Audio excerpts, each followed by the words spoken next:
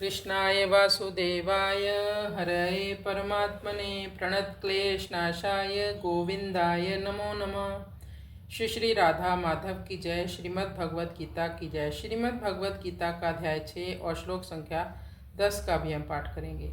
योगी युंजीत सततम आत्मानं रहसि स्थित एकाकी यच्चित्तात्मा निराशिर परिग्रह। योगी युंजित सत्तम आत्मानं रहसि स्थित एकाकी यच्चित्तात्मा निराशिर परिग्रह। पिछले कुछ श्लोकों में भगवान ने योगी के उच्च कोटि के लक्षणों का वर्णन किया कि कैसे मित्र, शत्रु, पापी, साधु पुरुष सब लोगों के प्रति समबुद्धि विशिष्य थे। ऐसा योगी समबुद्धि में रहता है। साथ ही कहा समलोष्ट अश्म कांचन, पत्थर के टुकड़े, लोहे के टुकड़े, स्वर्ण के टुकड़े, इन सब के प्रति उसकी कोई आसक्ति नहीं होती, समबुद्धि रहती है, समभाव है। अब भगवान 10वें श्लोक में कहते हैं कैसे योग की उच्च स्थिति को प्राप्त किया जा सकता है, उस विधि के बारे में बताते हैं। योगी कैसे उच्च अवस्था को प्राप्त करता है। योगी युंजीत सततम, युंजीत कहते हैं अभ्यास करने को। ऐसा योगी हमेशा योग अभ्यास करता है। और कैसे आत्मानं रहसि स्थिता, ऐसे योग अभ्यास करने वाले योगी को एकांत स्थान में जाना चाहिए। साथ ही साथ एकाकी यच्चित्तात्मा, एकांत में जाना चाहिए और अकेले जाना चाहिए।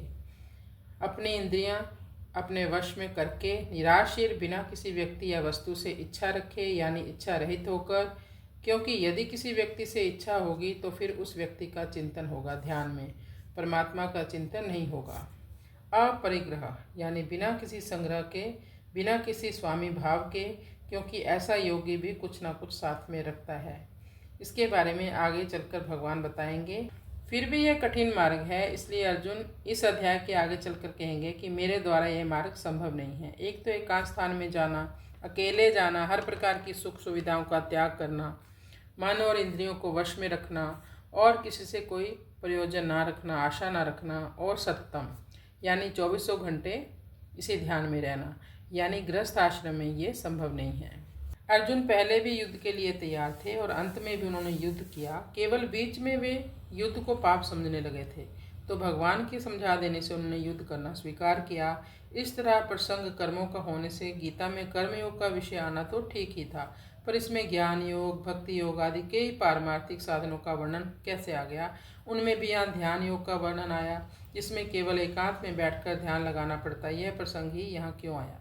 अर्जुन पाप के भय से युद्ध से पीछे हट रहे थे, उपरत होते हैं, तो उनके भीतर कल्याण की इच्छा जागृत होती है। इसलिए वे भगवान से प्रार्थना करते हैं कि जिससे मेरा निश्चित ही श्रेय हो, कल्याण हो, वह बात आप कहिए। इस पर भगवान को श्रेय करने वाले जितने मार्ग हैं वे सब बताने पड़े। उनमें दान है, यज्ञ है, तप, वेद अध्ययन, प्राणायाम, ध्यान योग, हठ योग, लय योग आदि को कहना भी कर्तव्य हो जाता है। इसलिए भगवान ने गीता में कल्याण कारक साधन बताए हैं। उन सब साधनों में भगवान ने यह बात बताई कि उत्पत्ति विनाशशील वस्तुओं का जो लक्ष्य है वही खास बंधन कारक है।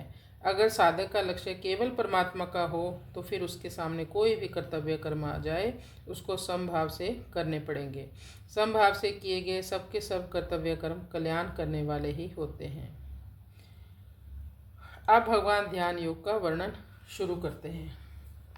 हरे कृष्ण कृष्ण कृष्ण हरे हरे, हरे राम राम राम हरे हरे।